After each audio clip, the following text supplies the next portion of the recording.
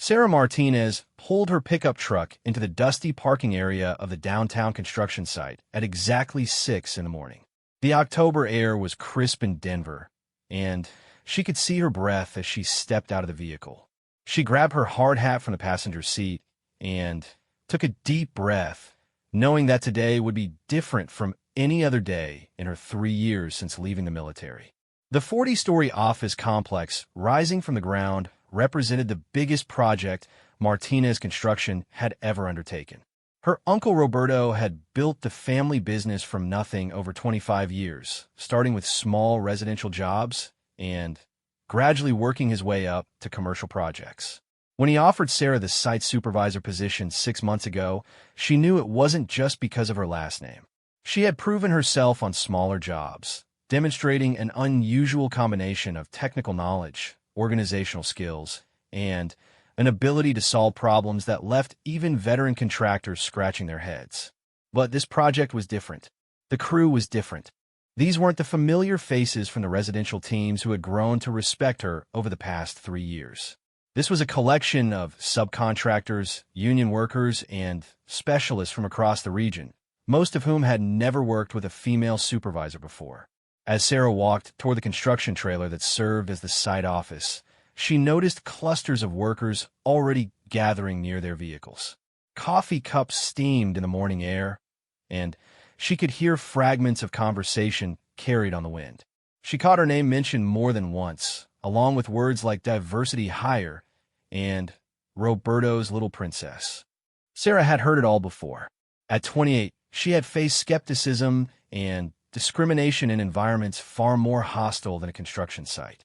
But she also knew that respect wasn't given freely in this industry. It had to be earned through competence, consistency, and an unwavering commitment to getting the job done right. The construction trailer was a standard double-wide unit with fold-out sections that created a surprisingly spacious interior. Sarah unlocked the door and stepped inside, immediately checking the coffee maker that she had programmed the night before. The morning routine was important to her. In the military, she had learned that small consistencies created stability, and stability bred confidence. She spread the blueprints across the main table and began reviewing the day's schedule.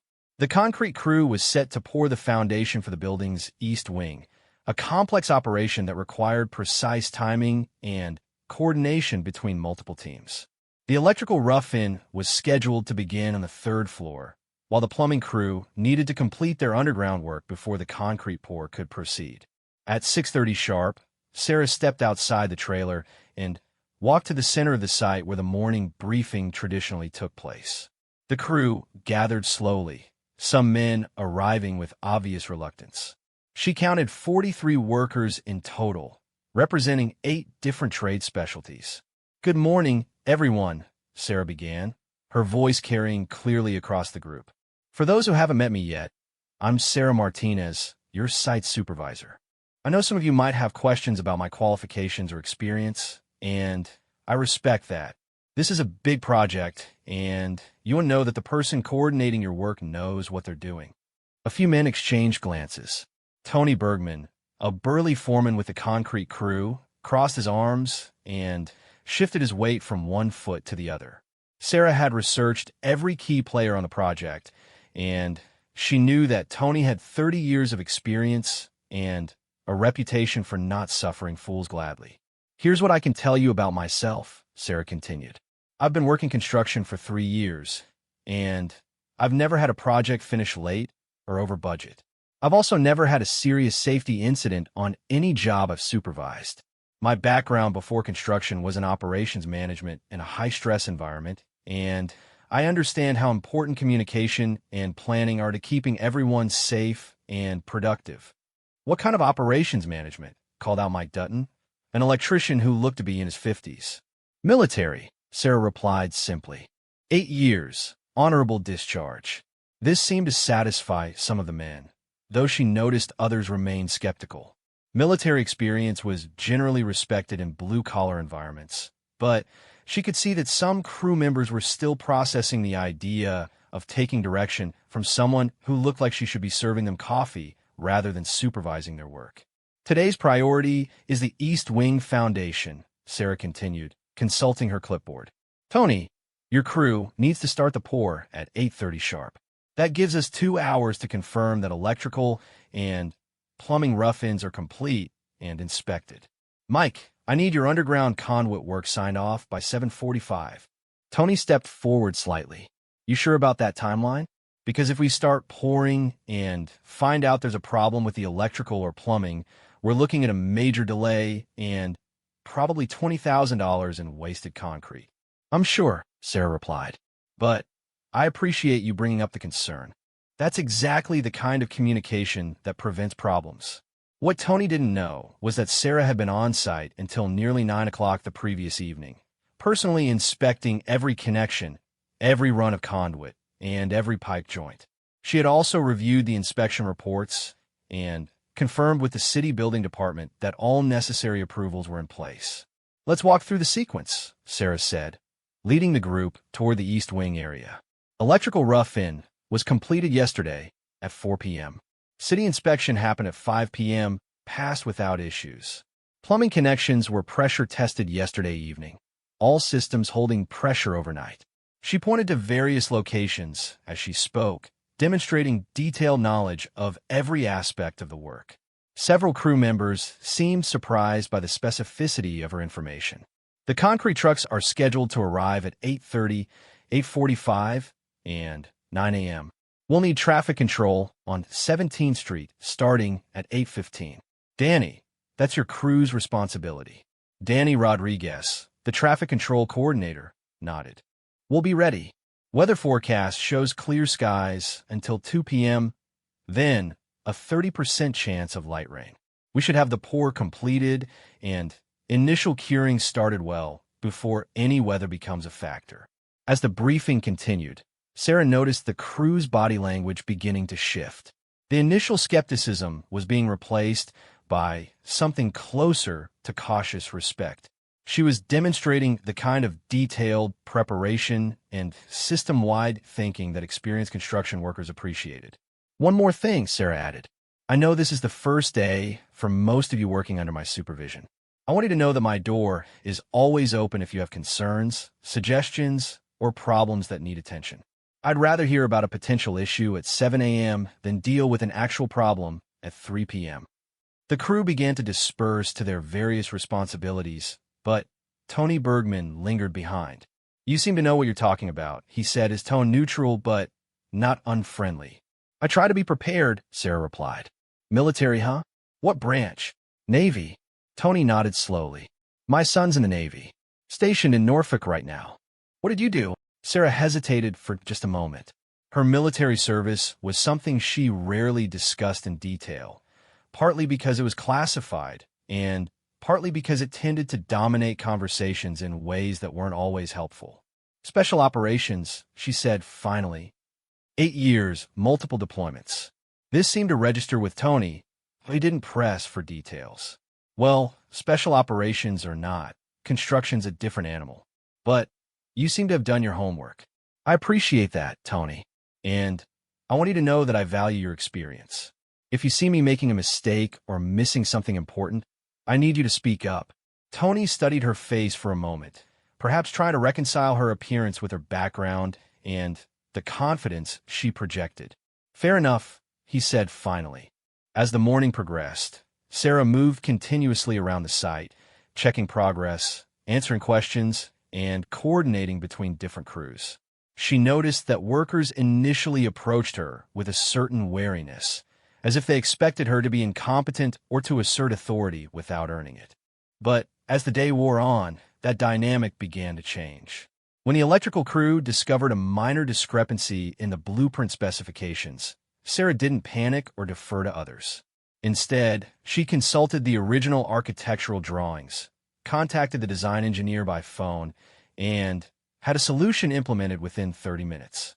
When a delivery truck arrived with the wrong grade of rebar for the concrete pour, Sarah didn't accept the delay. She contacted 3 different suppliers, located the correct material, and arranged for emergency delivery that kept the project on schedule.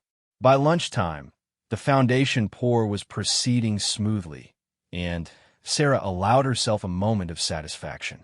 But she also knew that one successful morning didn't constitute acceptance. Construction workers were pragmatic people who judged supervisors based on sustained performance over time. During the lunch break, she overheard fragments of conversation from workers gathered around their vehicles. The tone was different from the morning discussions. Instead of skeptical comments about diversity hires and family connections, she heard practical assessments of her performance. "She seems to know what she's doing," one electrician commented. "Better than the last supervisor we had," another worker added. "At least she doesn't pretend to know things she doesn't know." But Sarah also heard other comments that reminded her that acceptance wasn't universal. "Give it a week," someone said. "When the real pressure starts, we'll see what she's made of." Sarah understood that sentiment. Construction projects were full of unexpected challenges, difficult decisions, and high-stress situations. Her competence during routine operations was just the beginning of what she would need to prove. As the afternoon progressed, she continued her methodical approach to site management. She reviewed safety protocols with each crew, checked material deliveries against project specifications, and maintained constant communication with suppliers, inspectors, and Roberto's main office. At 4 p.m., the foundation pour was complete, and the concrete was setting properly.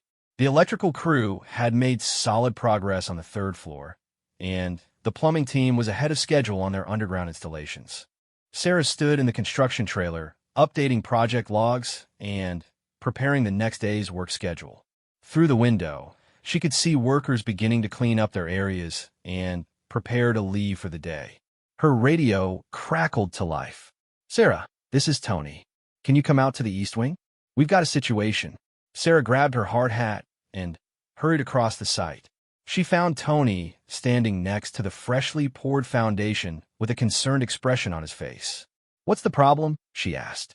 "Look at this section here," Tony said, pointing to an area near the building's southeast corner. "The concrete's not setting right. See how it's staying wet while the rest of the pour is starting to cure?" Sarah knelt down and examined the area Tony had indicated. He was right.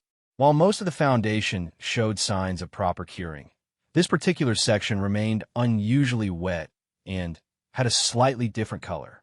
"When did you first notice this?" Sarah asked. "About 20 minutes ago. I've been watching it since then, and it's definitely not setting like it should." Sarah's mind immediately began working through possibilities.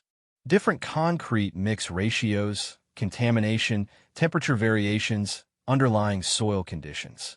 Each potential cause had different implications for the project timeline and budget. "Have you seen anything like this before?" she asked Tony. "A few times. Usually it means there's water getting in somehow, or the mix was wrong on that truck." Sarah pulled out her cell phone and speed-dialed the concrete supplier. After a brief conversation, she learned that the third truck of the morning had indeed experienced some mixing problems, though the driver hadn't reported any issues upon delivery. "Okay," Sarah said, hanging up the phone. "The supplier confirms that truck number 3 had mixing irregularities. They're taking responsibility, and we'll have a crew here first thing tomorrow morning to remove this section and re-pour it." "That's going to set us back at least a day," Tony pointed out. "Maybe," Sarah replied. "But we can't build on a foundation that won't cure properly. Better to fix it now than deal with structural problems later." Tony nodded approvingly. "That's the right call. I've seen supervisors try to ignore problems like this because they're worried about the schedule." As the workday ended, Sarah reflected on the lessons of her first day. She had handled routine coordination successfully, demonstrated technical knowledge, and made a sound decision under pressure. But she also understood that she was still being evaluated by every member of the crew. Walking to her pickup truck, she passed small groups of workers heading to their own vehicles. Some nodded in acknowledgement, while others simply ignored her. The reactions were mixed, but she sensed a subtle shift from the morning's open skepticism. As she drove home through Denver traffic, Sarah thought about the foundation issue and tomorrow's challenges. The concrete re-pour would test her crisis management skills and put additional pressure on the project schedule. But it would also provide another opportunity to demonstrate competence and leadership. What her crew didn't know was that 8 years of military special operations had exposed her to far more complex and dangerous situations than anything a construction project could present. But that experience was something she preferred to keep private, at least for now. Tomorrow would bring new challenges, and Sarah was ready to face them with the same systematic approach and quiet confidence that had carried her through much more difficult circumstances than skeptical construction workers and improperly mixed concrete. The concrete crew arrived at 5:30 in the morning, 2 hours before the regular shift, to begin removing the faulty section of foundation. Sarah was already on site, having arrived at 5 a.m. to coordinate with the repair team and ensure that the work could proceed without disrupting the day's other scheduled activities. The repair process was more complex than she had initially anticipated. The contaminated concrete had to be broken up with jackhammers, removed in sections, and disposed of properly. The underlying rebar grid needed to be inspected for damage, and the surrounding concrete had to be tested to ensure the contamination hadn't spread beyond the obvious problem area. By 7 a.m., when the regular crew began arriving for work, the site resembled a disaster zone. Chunks of broken concrete were piled beside the foundation. Jackhammers were still operating, and a thin layer of concrete dust covered everything within 50 feet of the work area. Sarah watched the faces of arriving workers as they surveyed the scene. Some looked concerned about the project implications, while others seemed almost satisfied, as if the problem confirmed their suspicions about her competence. "Looks like we got our first real test," Mike Dutton commented to a group of electricians as they gathered near the construction trailer. "Yeah," replied one of his crew members. "Let's see how the new boss handles a real crisis." Sarah had anticipated this reaction. In construction, problems were inevitable, and how a supervisor handled difficulties often determined whether a crew would truly accept their leadership. This situation would either establish her credibility or seriously damage it. At 7:30, she called the morning briefing. The crew assembled with obvious curiosity about how she would address the foundation issue and its impact on the project schedule. "As you can see, we're dealing with a concrete contamination problem," Sarah began. "The repair crew has been working since 5:30 this morning to remove the affected area. We should have a section ready for re-pouring by 10 a.m. "What about the rest of today's schedule?" asked Danny Rodriguez. "Good question. The electrical crew can continue work on the 3rd and 4th floors without interruption. Plumbing can proceed with the West Wing underground installation as planned. The only delay affects concrete work, and we'll have that back on track by tomorrow morning." Tony Bergman raised his hand. "What's the cost impact?" "The concrete supplier is covering all repair costs since the contamination was due to their mixing error. We'll lose approximately 6 hours on the foundation completion, but that won't affect the critical path for the overall project timeline." Sarah had spent 2 hours the previous evening and another hour this morning working through the schedule implications with project management software. She had identified alternative work sequences that would minimize the overall impact and had confirmed material availability for the accelerated schedule. "Here's how we're going to handle this," Sarah continued. "Tony, your crew will complete the repair and re-pour today. Mike, I want your electrical team to focus on floors 3 through 5. We can actually gain some time by getting ahead on the upper floor rough ends while the foundation work is being completed." As Sarah outlined the revised schedule, she noticed the crew's attention becoming more focused. Instead of viewing the concrete problem as a crisis, she was presenting it as an opportunity to optimize the workflow. "Questions?" Sarah asked. "Yeah, I've got one," said a voice from the back of the group. Sarah turned to see Jim Crawford, a carpenter in his 40s who had a reputation for being difficult. "What happens when a next problem comes up?" Because there's always a next problem in construction. The question was clearly a challenge, posed in a tone that suggested Jim didn't think Sarah would be able to handle ongoing difficulties. "You're absolutely right, Jim," Sarah replied calmly. "There will be more problems. That's the nature of construction. My job is to anticipate as many issues as possible, have contingency plans ready, and deal with unexpected problems quickly and efficiently when they arise. That's a nice speech, Jim said. But how do we know you can actually do that? Sarah studied Jim's face for a moment. She could sense that the entire crew was watching this exchange carefully. Jim was testing not just her knowledge, but her ability to handle confrontation and maintain authority under pressure. You don't know that yet, Jim. You'll have to judge my performance over time, just like I'll have to prove myself through consistent results. But I can tell you that I've handled crisis management in environments where the stakes were considerably higher than construction schedules and budget overruns. Such as, Jim pressed. Sarah paused. She generally avoided discussing her military experience in detail, but Jim's challenge was threatening to undermine her authority in front of the entire crew. Combat operations, she said simply. Multiple deployments, high-stress situations where split-second decisions had life-or-death consequences. The crew had become completely silent. Several men exchanged glances, and Sarah could sense a shift in the group's energy. Jim seemed taken aback by her response, but he wasn't ready to back down completely. Combat operations, huh? What branch? What kind of operations? Sarah realized she had reached a decision point. She could continue to deflect questions about her military background, or she could provide enough information to establish credibility without violating operational security. Navy Special Operations, she said. 8 years, multiple deployments to Iraq and Afghanistan. My job involved coordinating complex operations under extremely difficult conditions. The silence stretched for several seconds. Finally, Tony Bergman spoke up. Navy Special Operations. You mean like SEALs? Sarah nodded. Similar training pipeline, similar mission requirements. The revelation seemed to ripple through the crew. Several men who had appeared skeptical just moments earlier were now looking at Sarah with obvious reassessment. Well, that changes things, Jim Crawford said, his confrontational tone noticeably subdued. No, it doesn't, Sarah replied firmly. My military background doesn't make me a better construction supervisor. What matters is whether I can coordinate this project effectively, keep everyone safe, and deliver quality results on time and on budget. That's what you should judge me on. But despite her words, Sarah could see that the dynamic had shifted dramatically. The crew was now paying attention in a different way, with a level of respect that hadn't been present before. As the briefing ended and workers dispersed to their assignments, Sarah felt both satisfaction and concern.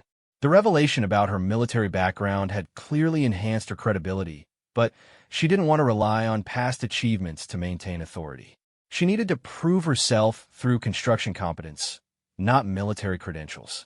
The morning proceeded more smoothly than Sarah had expected.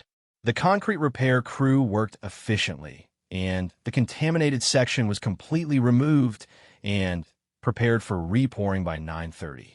The electrical and plumbing teams made excellent progress on their respective assignments, and the overall project remained on schedule. At 10:30, Sarah's radio crackled with an urgent message from Danny Rodriguez. Sarah, we've got a problem with the crane. You need to get over here right away.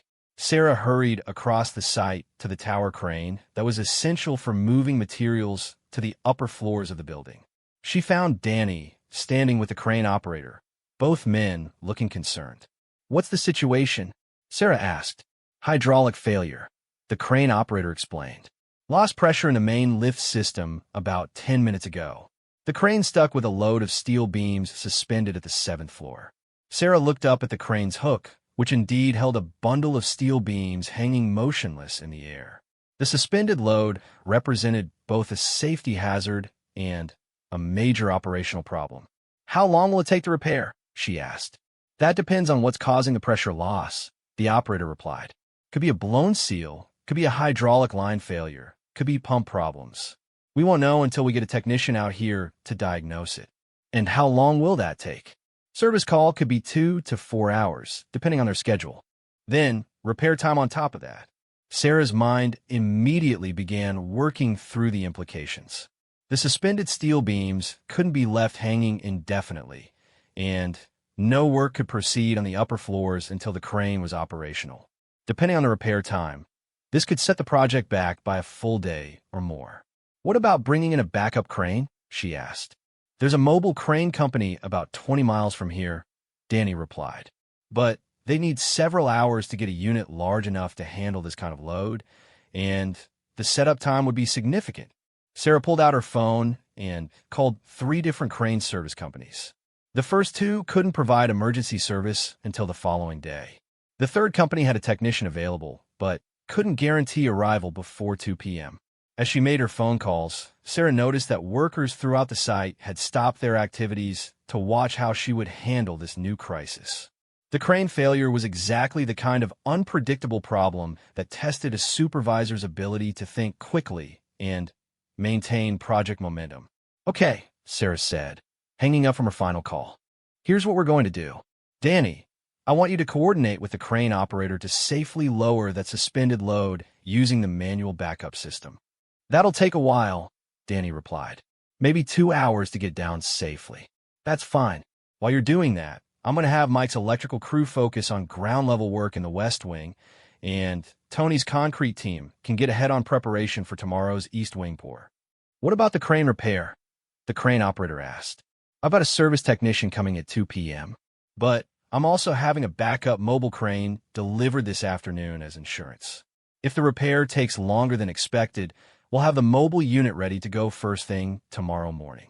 As Sarah coordinated the various teams and backup plans, she noticed the crew's reaction was markedly different from their response to the morning's concrete crisis. Instead of skeptical observation, she saw active cooperation and even some apparent admiration for her systematic approach to crisis management. The crane issue consumed most of her afternoon, but by 4 p.m., the situation was under control. The suspended load had been safely lowered. The service technician had identified a blown hydraulic seal that could be repaired overnight, and the backup mobile crane was on standby in case additional problems arose. During the late afternoon, Sarah noticed that her interactions with crew members had taken on a different quality. Workers who had been formal and somewhat distant in the morning were now approaching her with questions and suggestions that indicated growing acceptance of her leadership. Hey, Sarah, Tony Bergman called out as she passed the concrete staging area. I've been thinking about tomorrow's East Wing pour. What if we adjust the truck schedule to start 30 minutes earlier? That would give us more buffer time in case we run into any issues. Sarah appreciated both the suggestion and the collaborative tone of Tony's approach. That's a good idea. Can you coordinate with the supplier to confirm the earlier delivery time? Already did, Tony replied with a slight smile. They can have the first truck here at 8 a.m. instead of 8:30. As the workday ended, Sarah found herself surrounded by small groups of workers discussing the next day's schedule and offering suggestions for improving efficiency. The atmosphere was completely different from the morning's skeptical evaluation. Jim Crawford, who had challenged her authority during the morning briefing, approached as she was locking up the construction trailer.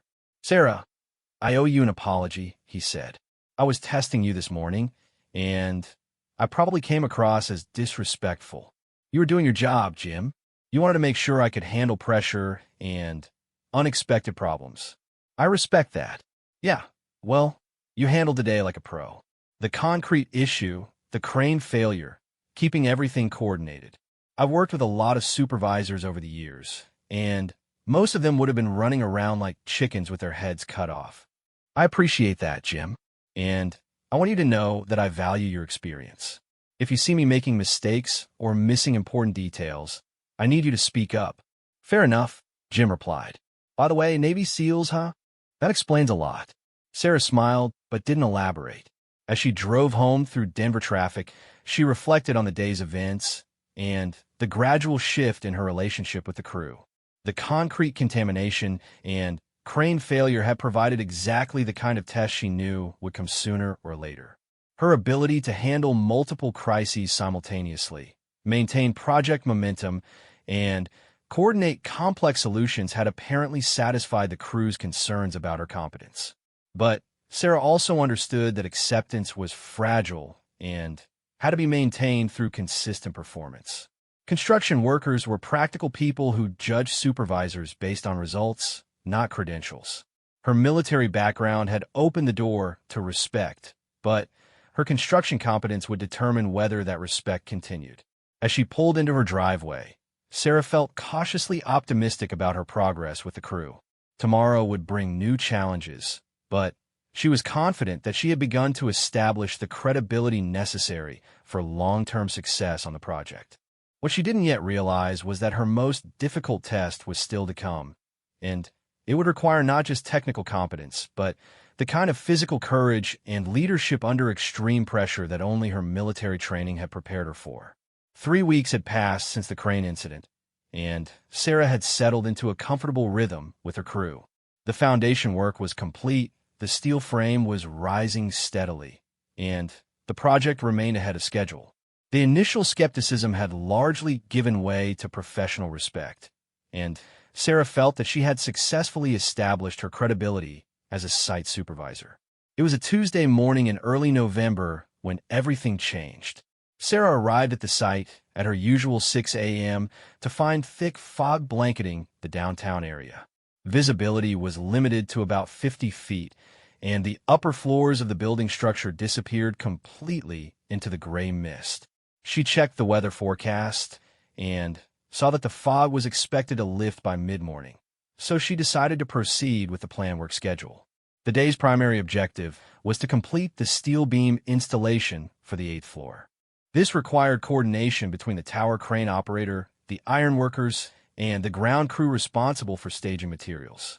The work was routine by construction standards, but it demanded precise communication and careful attention to safety protocols. At 7 a.m., Sarah conducted the morning briefing with the crew gathered in the construction trailer due to the limited visibility outside. The fog had actually grown thicker, and she could barely see the site's perimeter fencing from the trailer windows. Given the visibility conditions, we're going to modify today's schedule, Sarah announced. No work above the 6th floor until the fog clears. Electrical and plumbing crews can focus on interior work on floors 1 through 6. The steel crew will stage beams for the 8th floor installation, but won't begin hoisting until we have clear sight lines. When's the fog supposed to lift? Asked Mike Dutton. Weather service says between 9 and 10 a.m., Sarah replied. We'll reassess conditions hourly and restart upper-level work when it's safe to proceed. The modified schedule was accepted without complaint. Over the past 3 weeks, the crew had developed confidence in Sarah's judgment, particularly regarding safety decisions. They had learned that she was willing to delay work rather than take unnecessary risks. By 8:30, the fog had begun to show signs of thinning, though visibility was still severely limited. Sarah was in the construction trailer reviewing the afternoon schedule when her radio crackled with an urgent message from Tony Bergman. Sarah, we need you out here right away. Emergency situation. Sarah grabbed her hard hat and radio, then hurried outside. The fog was so thick that she had to follow the sound of voices to locate Tony and his crew near the building's foundation. What's the problem? She asked. We've got a worker trapped, Tony replied, his voice tense with concern. Miguel Rodriguez from the electrical crew. He was checking connections in the basement utility area when part of the temporary flooring collapsed. He's fallen through in the lower sublevel, and we can't get him out. Sarah's training immediately kicked in. Years of military experience had taught her that in crisis situations, the first priority was gathering accurate information before taking action. How deep is the fall? Is he conscious? What's his condition? The fall is about 12 feet, Tony replied. He's conscious and talking, but he says he can't move his legs. There's also water down there from yesterday's rain, and the space is pretty confined. Sarah quickly analyzed the situation. A 12-foot fall with potential spinal injury, confined space with water present, and extremely limited visibility due to fog. This was exactly the kind of emergency that required systematic approach and careful coordination. Has anyone called for emergency services? She asked. Yeah, ambulance and fire department are on their way, but they're having trouble with the fog. Dispatch says it could be 20 to 30 minutes before they arrive. Sarah looked around at the gathering crowd of workers. She could see concern and uncertainty in their faces as they waited for her to take charge of the situation. "Okay, here's what we're going to do," Sarah announced. "Tony, I need you to get the emergency lighting equipment and set up illumination around the collapse area. Mike, bring the first aid kit and emergency oxygen from the trailer. Danny, clear a path from the street to the building entrance so the paramedics can find us when they arrive." As the crew dispersed to follow her instructions, Sarah approached the collapsed flooring area and peered down into the dark space below. She could see Miguel Rodriguez lying on his back in about 6 inches of muddy water, his face pale but alert. "Miguel, can you hear me?" she called down. "Yeah, I can hear you," Miguel replied, his voice strained. "Something's wrong with my back. I can't feel my legs." Sarah's military medical training told her that Miguel's symptoms suggested potential spinal injury, which made any rescue attempt extremely dangerous. Moving someone with a spinal injury incorrectly could result in permanent paralysis or death. "Miguel, I need you to stay as still as possible," Sarah called down. "Don't try to move. We're going to get you out of there, but I need you to remain motionless until help arrives." "The water's getting deeper," Miguel replied. "I can feel it rising." Sarah looked more carefully at the sublevel area and realized that Miguel was right. Water was seeping in from somewhere, and the level was gradually rising. What had been a difficult rescue was becoming a life-threatening emergency. "How long until the paramedics arrive?" Sarah asked Danny when he returned from clearing the access path. "Dispatch says 15 to 20 minutes, but they're having trouble navigating in this fog. Could be longer." Sarah made a quick calculation. If the water continued rising at its current rate, Miguel could be in serious danger before professional rescue services arrived. She would have to coordinate an immediate extraction, despite the risks involved. "Tony, I need you to find rope or cable strong enough to support a person. Mike, bring me a backboard from the first aid station. We're going to have to get Miguel out of there ourselves." "Are you sure about that?" Tony asked. "If he's got a spinal injury, moving him wrong could make things a lot worse." "You're right," Sarah replied. "But if we don't move him, the rising water could drown him before the paramedics arrive. We have to take the risk." Sarah quickly organized the rescue operation with the same systematic approach she had used in military operations. She assigned specific roles to each crew member, established clear communication protocols, and created backup plans for potential complications. "Here's how we're going to do this," she announced to the assembled crew. "I'm going down there to assess Miguel's condition and prepare him for extraction. Tony, you'll coordinate the rope system from up here. Mike, you'll assist with the backboard once we get Miguel positioned." "Wait a minute," Jim Crawford interjected. "Why are you going down there? Why not send someone else?" Sarah paused. The truth was that she had the most experience with emergency medical procedures and crisis management under pressure. Her military training had included extensive combat medical instruction and experience with casualty evacuation under difficult conditions. "Because I have the most training in emergency medical response," she replied simply. Jim looked skeptical. "What kind of training?" Sarah realized she would have to reveal more about her military background than she had intended. Combat medic certification, casualty evacuation experience, and crisis management under extreme conditions. The crew exchanged glances. They had known that Sarah was former military, but combat medic training suggested a level of experience and capability that none of them had expected. Without waiting for further discussion, Sarah secured a rope around her waist and carefully lowered herself into the collapsed area. The space was cramped and filled with muddy water that was indeed rising steadily. She found Miguel lying exactly as she had seen from above, alert but unable to move his lower body. "Miguel, I'm going to check you for injuries," Sarah said, kneeling in the cold water beside him. "I need you to tell me if you feel any pain or discomfort as I examine you." Sarah systematically checked Miguel's vital signs, assessed his injuries, and determined the safest method for moving him. Her military medical training had included extensive instruction in field treatment of spinal injuries, and she recognized that Miguel's condition was serious but potentially manageable with proper care. "Miguel, I think you have a compression injury to your lower spine," she explained. We're going to immobilize you on a backboard and lift you out of here very carefully. The key is keeping your spine aligned during the entire process. Working in the cramped, wet space, Sarah carefully positioned the backboard beside Miguel and began the delicate process of transferring him onto it without disturbing his spinal alignment. The procedure required precise coordination and constant communication with the crew above.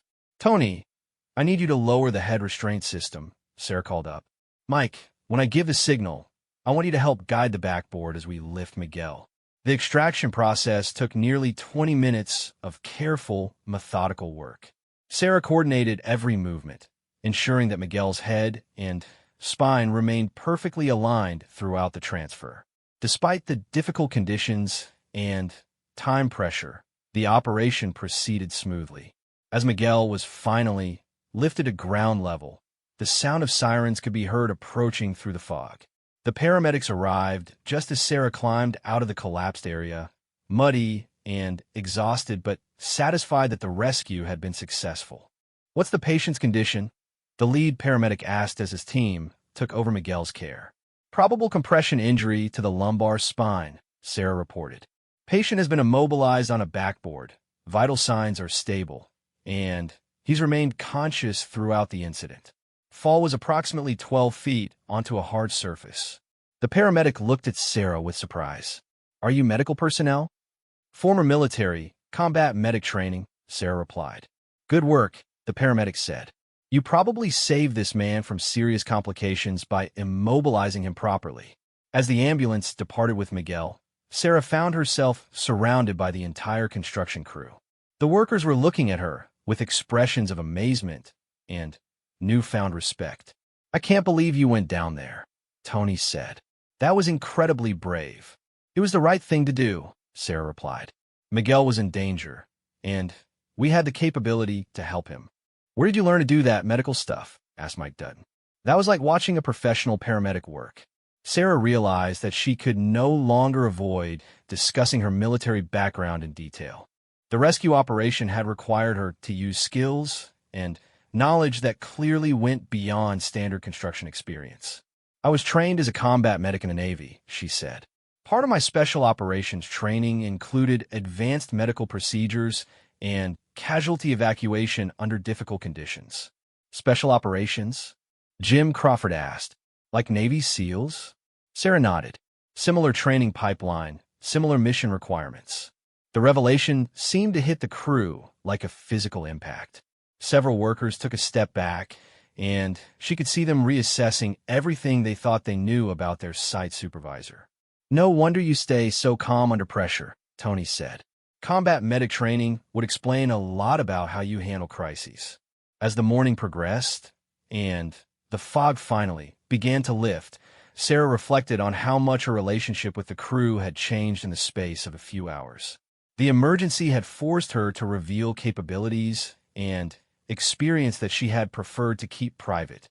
But she also realized that the rescue operation had established a level of trust and respect that might not have been possible through construction competence alone. The crew had seen her put herself at risk to help a fellow worker, and they had witnessed skills that clearly went beyond anything they had expected. When work resumed in the afternoon, Sarah noticed that workers approached her differently. There was a deference in their manner that hadn't been there before, and she could sense that her authority was now based on something deeper than job title or technical knowledge. "Sarah," Tony said as the day's shift was ending, "I want you to know that what you did today was extraordinary. Miguel's lucky you were here. Any of you would have done the same thing," Sarah replied. "Maybe," Tony said, "but not many people would have known how to do it right." As Sarah drove home that evening, she received a call from her uncle Roberto. "I heard about what happened today," he said. "Miguel's family wanted me to thank you personally. The doctors say your medical treatment probably prevented permanent paralysis." "I'm glad he's going to be okay," Sarah replied. "The crew is talking about what you did," Roberto continued. "Word is getting around that my site supervisor is former Navy Special Operations with combat medic training. That's quite a resume." Sarah smiled. "I prefer to let my construction work speak for itself." "Well, after today, I think your construction work and your other qualifications are both pretty impressive. The crew has complete confidence in you now. As Sarah reflected on the day's events, she realized that the emergency had marked a turning point in her relationship with the construction crew. They no longer saw her as someone trying to prove herself in their world. Instead, she had become someone whose competence and courage were unquestionable. But she also understood that with increased respect came increased expectations. The crew would now look to her not just for technical leadership, but for the kind of decisive action under pressure that she had demonstrated during Miguel's rescue. Tomorrow would bring new challenges, and Sarah was ready to face them with the confidence that comes from knowing she had earned her crew's complete trust and respect. The news of Miguel's rescue spread throughout Denver's construction community within hours. By the following morning, Sarah found herself fielding phone calls from other contractors, safety inspectors, and even a local television news reporter who wanted to interview her about the dramatic rescue operation. Miguel Rodriguez was recovering well at Denver General Hospital. The doctors had confirmed that Sarah's immediate medical response and careful spinal immobilization had likely prevented permanent paralysis. He was expected to make a full recovery and return to work within 6 to 8 weeks. But the aftermath of the rescue created an unexpected problem for Sarah. The media attention and industry recognition were drawing scrutiny to her background that she had hoped to avoid. Questions about her military service were becoming more frequent and more specific. It was Thursday morning, 2 days after the rescue, when the situation came to a head. Sarah was conducting the morning briefing when she noticed a small group of men in business suits standing near the construction site entrance. She recognized one of them as Jack Morrison, the project's owner and primary investor. Morrison approached during the crew briefing with an expression that Sarah couldn't quite read. He was accompanied by 2 other men she didn't recognize. "Ms. Martinez, could I speak with you privately when you finish here?" Morrison asked. "Of course," Sarah replied, though she felt a slight sense of unease about the formal tone of his request. After dismissing the crew to their work assignments, Sarah joined Morrison and his companions in the construction trailer. "Ms. Martinez, I'd like you to meet David Chun from our insurance company and Robert Valdez from our legal department," Morrison said. "We need to discuss some questions that have come up regarding your background and qualifications." Sarah felt her stomach tighten. She had been dreading this kind of formal inquiry since the rescue operation had attracted public attention. "What kind of questions?" she asked. Chun opened a folder and consulted several documents. "We've been reviewing your employment application and background check from when Martinez Construction hired you 3 years ago. Your military service is listed simply as Navy Honorable Discharge Special Operations. We need more specific information. What specifically do you need to know?" Sarah asked carefully. "Well, there are several issues," Valdez replied. "First, we've heard reports that you have advanced medical training that isn't reflected in your file. Second, there are questions about the exact nature of your special operations experience. And third, we need to verify that your background doesn't present any liability concerns for the project." Sarah realized she was facing the kind of detailed scrutiny she had hoped to avoid. Her military service record contained classified information that she couldn't discuss freely, but her combat medic training and special operations experience were now directly relevant to her civilian work. "I can provide general information about my military service," Sarah said, "but some details are classified and can't be disclosed without proper authorization." Morrison leaned forward. "Ms. Martinez, I'm not trying to create problems for you, but this is a $100 million project with significant insurance and liability implications. After what happened Tuesday, we need to understand exactly who we have supervising this site." Sarah took a deep breath and made a decision that she had been avoiding for 3 years. "What do you need to know?" Chun consulted his notes. "Let's start with your medical training. Are you certified as a paramedic or emergency medical technician?" "I hold current EMT certification and advanced combat medical training through the Navy," Sarah replied. "My military medical qualifications exceed standard civilian EMT requirements." "And your special operations experience?" Valdez asked. Sarah hesitated. This was the question she had been dreading, because answering it truthfully would reveal information that she had kept private since leaving the military. "I served 8 years with Naval Special Warfare," she said finally. "I was a member of a special operations unit that conducted classified missions in Iraq and Afghanistan." The three men exchanged glances. Morrison set down his coffee cup and looked at Sarah directly. "Naval Special Warfare. Are you telling us you're Navy SEAL?" Sarah nodded slowly. "Yes. I was one of the first women to complete SEAL training and serve in an operational unit." The silence in the trailer was complete. Chun and Valdez stared at Sarah as if she had just announced that she was an astronaut or a professional athlete. "You're a Navy SEAL," Morrison repeated, as if he couldn't quite process the information. "Former Navy SEAL," Sarah corrected. "I completed my service and received an honorable discharge 3 years ago." "Why didn't you include this information on your employment application?" Valdez asked. "Because I wanted to be hired based on my construction qualifications, not my military background," Sarah replied. "I've worked hard to prove myself in this industry, and I didn't want my military service to overshadow my civilian competence." Morrison stood up and walked to the trailer window, looking out at the construction site.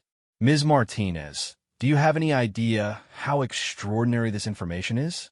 There are only a handful of women in the entire history of the Navy SEALs, and we have one supervising our construction project." "My SEAL background doesn't make me a better construction supervisor," Sarah said.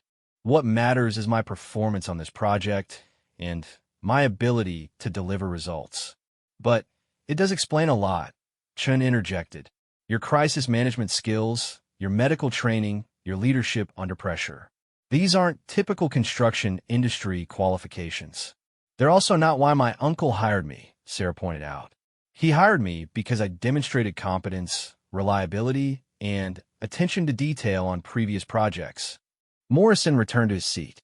"Ms. Martinez, I want to be clear about something. This information doesn't create any problems for you or for this project. In fact, it's probably the most impressive professional credential I've ever encountered in the construction industry. What it does create," Valdez added, "is some documentation requirements. Our insurance company will want to update your file to reflect your actual qualifications. This could actually reduce our liability premiums." Sarah felt a mixture of relief and apprehension. The formal scrutiny she had been dreading was turning out to be less problematic than she had expected, but she realized that her carefully maintained privacy about her military service was now permanently compromised. "There is one other issue we need to discuss," Morrison continued. "The media attention from Tuesday's rescue is significant. We've had calls from 3 television stations and 2 newspapers wanting to do stories about the Navy SEAL who saved a construction worker's life." "I don't want to do interviews," Sarah said immediately. "I prefer to keep my focus on the construction project." "I understand that," Morrison replied. "But this kind of positive publicity could be valuable for Martinez Construction and for this project. Having a Navy SEAL as site supervisor is a remarkable story." Sarah shook her head. "My military service is in the past. I'm a construction supervisor now, and that's how I want to be known." Morrison seemed to consider this for a moment. "I respect your position, Ms. Martinez, but I think you should know that word is already spreading throughout the industry.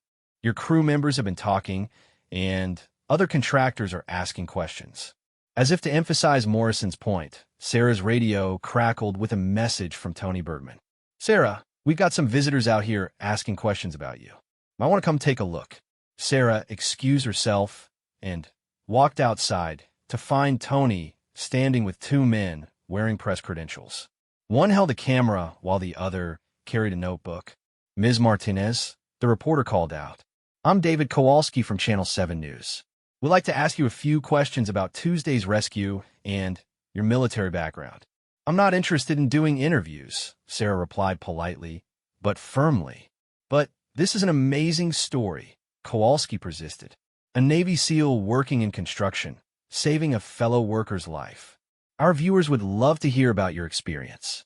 Sarah noticed that her crew had stopped their work activities to observe the interaction. Some workers were gathered in small groups, clearly discussing the reporter's presence and the questions being asked. I appreciate your interest, Sarah said, but I prefer to focus on my current job rather than my military service. Just a few questions? The reporter pressed. How does Navy SEAL training prepare someone for construction work? What was it like being one of the first women in the SEALs? Sarah could see that the reporter's questions were being overheard by workers throughout the site. Information that she had kept private for 3 years was now being broadcast to everyone within earshot. I'm not available for interviews, Sarah said firmly. Please leave the construction site. As the news crew departed, Sarah found herself surrounded by curious crew members. The carefully maintained boundary between her military background and her civilian work had been permanently breached. Is it true? Mike Dutton asked. Are you really a Navy SEAL? Sarah looked around at the circle of faces. These were men she had worked with for weeks, men who had come to respect her leadership and trust her judgment. They deserved an honest answer. Yes, she said simply. I served 8 years with Naval Special Warfare. I completed SEAL training and serve in operational units. The revelation hit the crew like a physical force. Several men took involuntary steps backward, and Sarah could see them processing this information and reassessing everything they thought they knew about her. That's incredible, Tony said. No wonder you handled the Miguel situation like a professional. You are a professional. I was a professional, Sarah corrected. Now I'm a construction supervisor, and that's the job I want to be judged on. But even as she said the words, Sarah could see that the dynamic with her crew had changed fundamentally. The respect she had earned through construction competence was now overshadowed by the awe generated by her military credentials. Jim Crawford, who had challenged her authority on her first day, stepped forward. Sarah, I owe you another apology. When I was testing you that first morning, I had no idea who I was dealing with. You were dealing with someone trying to prove herself as a construction supervisor, Sarah replied. That hasn't changed. But everything else has changed, Tony pointed out. Knowing that you're a Navy SEAL puts everything in perspective. Your leadership skills, your crisis management, your medical training. It all makes sense now. Sarah realized that despite her efforts to keep her military and civilian careers separate, the revelation of her SEAL background had fundamentally altered her relationship with the construction crew. They no longer saw her as a capable supervisor who happened to be former military. Instead, she had become a Navy SEAL who happened to be working in construction. As the day progressed, Sarah noticed that workers approached her differently. There was a deference in their manner that hadn't existed before, and she could sense that some crew members were now intimidated rather than simply respectful. During the lunch break, she overheard conversations that confirmed her concerns. Can you believe we've been working for a Navy SEAL all this time? One electrician commented. Makes you think twice about complaining about anything, another worker replied. I mean, what's she going to think about our problems after what she's been through? Sarah realized that the revelation of her military background, while enhancing her credibility, was also creating an unexpected barrier between herself and the crew. They were now seeing her as someone whose experience was so far beyond their own that normal professional relationships might not be possible. That afternoon, she made a decision that would define how she wanted to handle her revealed identity going forward. She called an all-hands meeting and addressed the crew directly.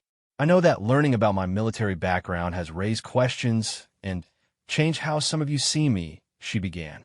I want to be clear about something.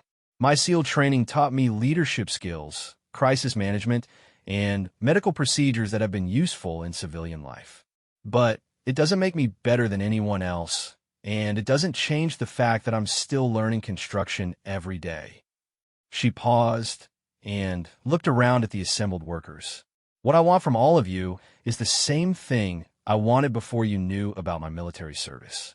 Professional respect based on competent performance, honest communication about problems and concerns, and a shared commitment to completing this project safely and on schedule. Tony raised his hand. Sarah, I think I speak for the whole crew when I say that we already had that respect for you. Learning about your background just helps us understand where your capabilities come from. I appreciate that, Tony. But I also want you to know that my military service doesn't make me infallible or unapproachable. I still need your input, your expertise, and your feedback to do this job effectively. As the meeting ended and workers returned to their assignments, Sarah felt cautiously optimistic that she had addressed the crew's reaction appropriately. But she also knew that managing the consequences of her revealed identity would be an ongoing challenge. The construction industry was a small community where news traveled fast. By tomorrow, every contractor in Denver would know that Martinez construction site supervisor was a Navy SEAL. The privacy she had maintained for 3 years was gone forever.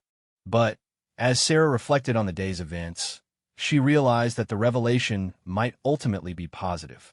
She no longer had to maintain the careful balance between demonstrating competence and hiding capabilities. She could be herself completely, integrating all of her experience and training into her civilian career. Tomorrow would bring new challenges, but for the first time since leaving the military, Sarah felt that she could face them without holding anything back. 6 months after the rescue that changed everything, Sarah stood on the completed 40-story building's observation deck, looking out over downtown Denver. The Martinez construction project had finished 2 weeks ahead of schedule and significantly under budget, earning recognition as one of the most successful commercial developments in the city's recent history. The revelation of her Navy SEAL background had indeed transformed her career, but not in the ways she had initially feared. Rather than creating barriers or unrealistic expectations, it had opened doors to opportunities she never could have imagined. Word of the female Navy SEAL construction supervisor had spread far beyond Denver's construction community. Sarah had received job offers from major contractors across the country, speaking invitations from industry conferences, and requests to consult on complex projects that required her unique combination of military experience and construction expertise. But perhaps most significantly, her story had inspired a new generation of women to consider careers in both construction and military service. She had reluctantly agreed to speak at several high schools and universities, sharing her experiences and encouraging young women to pursue non-traditional career paths. The construction project itself had become a model for safety, efficiency, and team coordination. The crew that had initially been skeptical of female supervision had evolved into one of the most cohesive and productive teams in Martinez Construction's history. Several crew members had specifically requested assignment to Sarah's future projects. Miguel Rodriguez had returned to work after 10 weeks of recovery, with no lasting effect from his fall. He had become one of Sarah's strongest advocates, frequently crediting her medical intervention with saving his career and possibly his life. The incident had also led to improved safety protocols throughout the company and enhanced emergency response training for all site supervisors. On this particular morning, Sarah was meeting with her uncle Roberto and Jack Morrison to discuss her next assignment. Martinez Construction had been awarded the contract for a massive mixed-use development that would take 3 years to complete and represent the largest project in the company's history. Sarah, I want you to know that landing this contract was largely due to your reputation, Morrison said as they stood in the completed building's executive conference room. The developers specifically requested that you supervise the project. I appreciate the confidence, Sarah replied, but I want to make sure everyone understands that this project's success will depend on the entire team, not just one person. Roberto smiled. That's exactly the attitude that makes you so effective. You've never let the recognition go to your head. The conversation was interrupted by Sarah's phone buzzing with a text message from Tony Bergman, who is now serving as her assistant site supervisor on future projects. The message simply said, "Turn on Channel 7 News. You're going to want to see this." Sarah found the remote control and switched on the conference room's television. A news anchor was introducing a story about the downtown construction project completion. The 40-story Meridian Tower was completed today, marking the end of one of Denver's most remarkable construction stories. The project was supervised by Sarah Martinez, a former Navy SEAL who became a construction industry legend after performing a dramatic rescue of an injured worker 6 months ago. The news segment included interviews with several of Sarah's crew members, including Tony and Jim Crawford. Their comments focused not on her military background, but on her skills as a construction supervisor. "Sarah earned our respect the old-fashioned way," Tony said in the interview, "through competence, hard work, and genuine concern for her crew's safety and success. The fact that she's a Navy SEAL is impressive, but what makes her a great supervisor is her ability to coordinate complex projects and solve problems under pressure." Jim Crawford's interview was particularly meaningful to Sarah. "When Sarah started on this project, I'll admit I had my doubts. But she proved herself through performance, not credentials. I've worked with a lot of supervisors over 30 years in this business, and she's the best I've ever seen." The news segment concluded with footage of the completed building and a brief interview with Morrison praising both the project's success and Sarah's leadership. "That's quite a legacy," Morrison commented as Sarah turned off the television. "The building is the legacy," Sarah replied. "Everything else is just publicity." But even as she said the words, Sarah knew that her impact had extended far beyond a single construction project. Over the past 6 months, she had received letters from young women across the country who have been inspired by her story to pursue careers in construction, engineering, and military service. A particularly memorable letter had come from a 17-year-old girl in Arizona who wrote, "Before I heard about you, I thought I had to choose between being feminine and being strong. Your story showed me that strength comes in many forms, and that I don't have to limit my dreams based on what other people think is possible for women." Sarah had also been contacted by military recruitment offices who wanted her to speak with potential female SEAL candidates. The Navy had officially opened all special operations positions to women in recent years, but cultural barriers and practical challenges remained significant. Her speaking engagements at military recruitment events had been among the most rewarding experiences of her civilian career. She was able to share honest perspectives about both the challenges and opportunities that military service offered to women, while encouraging young people to pursue their goals despite obstacles and skepticism. "Sarah," Roberto said, interrupting her thoughts, "I want to discuss something with you about the new project." "What's that?" "Morrison and I have been talking, and we think it's time for Martinez Construction to expand beyond local projects. Your reputation and connections could open doors to national contracts. We're considering making you a partner in the company." Sarah was genuinely surprised by the offer. When she had started working for her uncle 3 years ago, she had simply been looking for a way to apply her organizational skills in civilian employment. The possibility of becoming a business partner had never occurred to her. "That's incredibly generous, Uncle Roberto. But I want to make sure you're offering this because of my construction competence, not because of the publicity my military background has generated." "Sarah, the publicity got people's attention," Morrison replied. "But what's impressed our clients is your ability to deliver results. The Meridian Tower project came in ahead of schedule and under budget with 0 safety incidents and the highest quality ratings we've ever achieved. That's not publicity. That's performance." As they discussed the partnership opportunity and the new project's requirements, Sarah reflected on how much her life had changed since that first morning when she had faced a skeptical crew in the construction trailer. The initial challenges of proving herself as a female supervisor in a male-dominated industry seemed almost simple compared to the complex opportunities and responsibilities she now faced. But she had learned that every challenge was ultimately an opportunity to demonstrate competence and build trust. Her military training had indeed prepared her for leadership under pressure, crisis management, and systematic problem solving.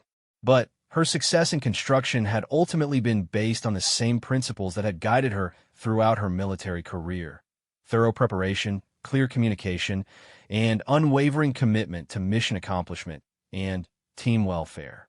That afternoon, Sarah visited the completed Meridian Tower project one final time before transitioning to her new assignment. She walked through the floors that she had watched rise from foundation to completion, remembering specific challenges and solutions that had defined the project. In the lobby, she encountered several workers from her crew who were completing final cleanup and equipment removal. Their greeting was warm and respectful, reflecting relationships that had been forged through shared challenges and mutual respect. "Sarah, we heard about your promotion to partner," Mike Dutton said. "Congratulations. It's well-deserved." "Thank you, Mike. And I want you to know that I've requested that core crew members from this project be given priority for assignment to the new development." "That's great news," Tony replied. "Working for you has been the best experience of my career. I've learned more about project management and crisis leadership in the past 6 months than in 20 years with other supervisors." As Sarah prepared to leave the completed project, she noticed a small group of young women in hard hats and safety vests touring the building with a construction management instructor. One of the students approached her.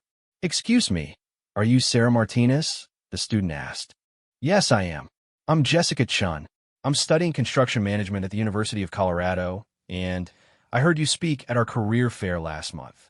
Your presentation about leadership and perseverance really inspired me." Sarah smiled. "I'm glad it was helpful. Are you enjoying the construction management program?" "I love it," Jessica replied. "And knowing that someone like you has been successful in this industry makes me confident that I can be successful too." As Sarah drove home that evening, she reflected on Jessica's comment and similar conversations she had experienced over the past 6 months. Her personal journey from skeptical reception to respected leadership had become part of a larger story about changing opportunities and expectations for women in non-traditional careers. The Navy SEAL tattoo on her forearm was no longer a carefully hidden symbol of her past. Instead, it had become a reminder of values and capabilities that enhanced every aspect of her civilian life. The trident represented not just her military service, but her commitment to excellence, courage under pressure, and loyalty to her team. Sarah's phone rang as she pulled into her driveway. The caller ID showed Uncle Roberto's number. "Sarah, I just got off the phone with the developers for the new project," he said. "They want to meet with you next week to discuss your vision for the construction sequence and project management approach." "I'm looking forward to it," Sarah replied. "There's one more thing," Roberto continued. "They mentioned that they've heard about your speaking engagements and community involvement. They're interested in incorporating some kind of mentorship program for young women into the project, something that would provide real-world construction experience and career guidance." Sarah felt a surge of excitement about the possibility. Combining construction work with mentorship and education could create opportunities for young women while contributing to the industry's long-term development.